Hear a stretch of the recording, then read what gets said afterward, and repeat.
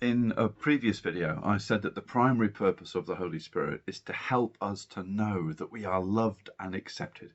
And that's what we need more than anything else. But the Holy Spirit also helps us to grow and become more of the person God is calling us to be, more of our best self. She helps us to grow in the knowledge of God.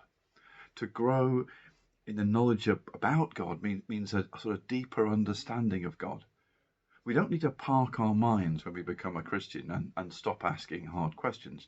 When Jesus summarizes the greatest commandment, he says that along with our heart and soul and strength, we should love God with all our mind.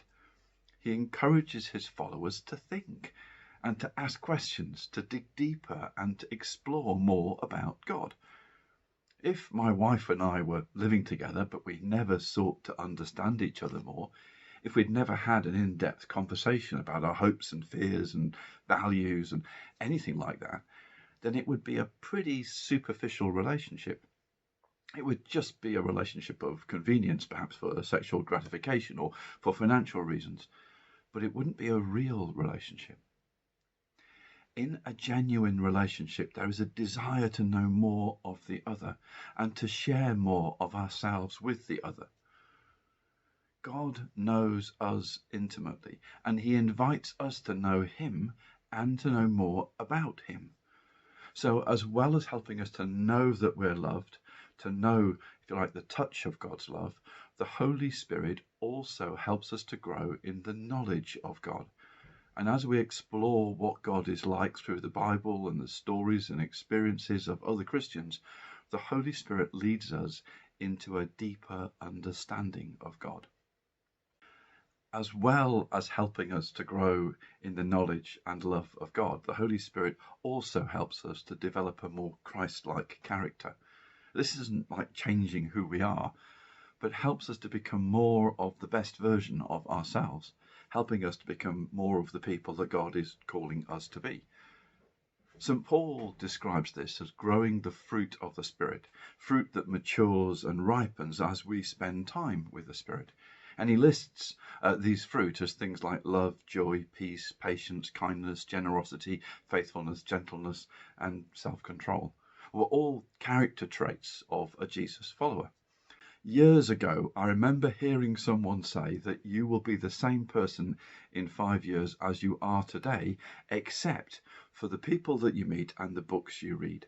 And today we'd probably add also, and the videos you watch and the podcasts you listen to. I mean, that's why we're concerned about the company that our children keep and the things they watch on TV, because we know that they will become more like the people, the books, the videos that they hang around with. In week 1, we explored what God is like, what his character is like.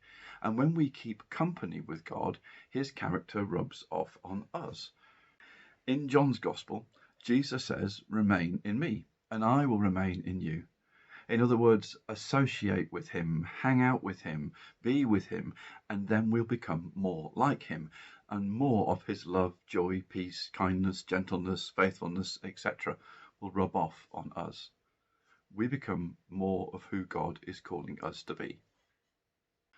So, the Holy Spirit helps us to 1. Grow in the knowledge and the love of God. 2.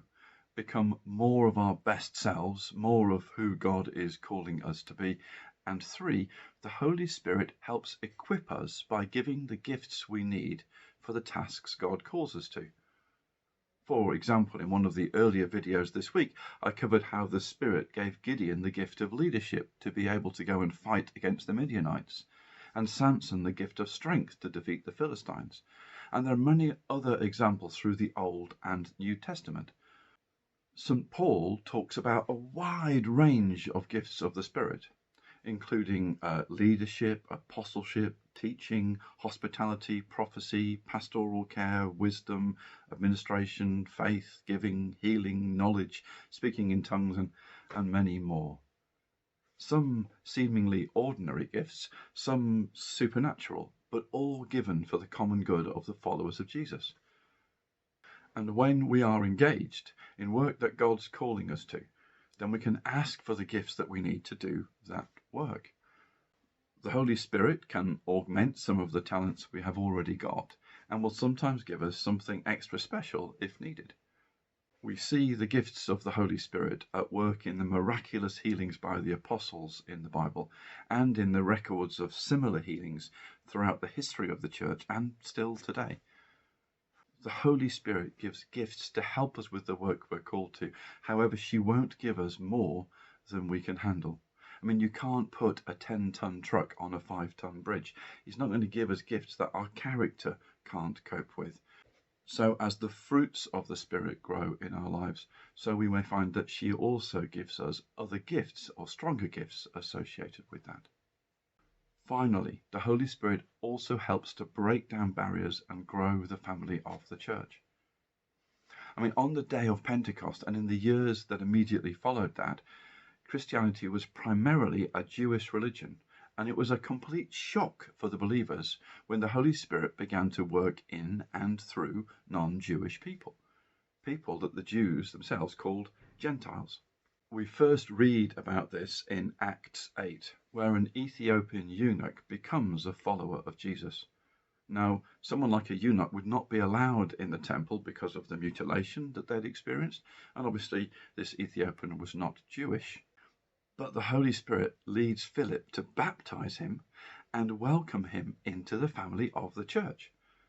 Nadia Bolz-Weber, when she talks about this story, says it's not so much about the conversion of the Ethiopian, but more about the conversion of Philip, as Philip suddenly realizes that the promise of the Father is for all people, even Gentiles, and even Gentiles that don't conform to gender stereotypes. A couple of pages later in Acts chapter 10, we read about how the Holy Spirit led Peter to go and meet with the Roman centurion Cornelius. Peter spoke to them about Jesus, and we read that while Peter was still speaking these words, the Holy Spirit came on all who heard the message. The circumcised believers, that is the Jews, who had come with Peter, were astonished that the gift of the Holy Spirit had been poured out even on Gentiles.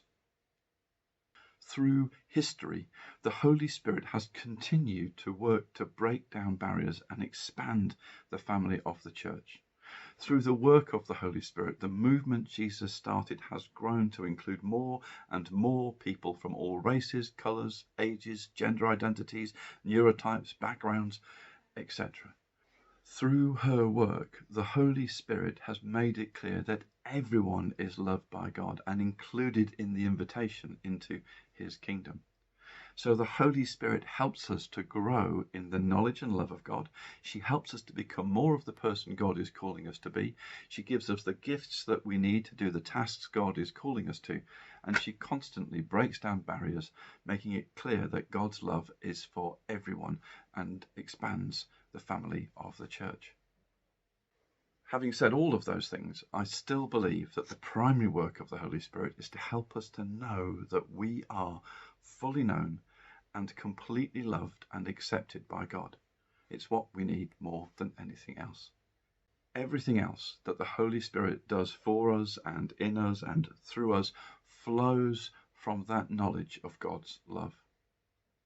We can see the impact of the Holy Spirit on the lives of the people in the Bible and the change that she's brought to the world. But how can we know that for ourselves? How can we know the touch of God's love? How can we be filled with the Holy Spirit?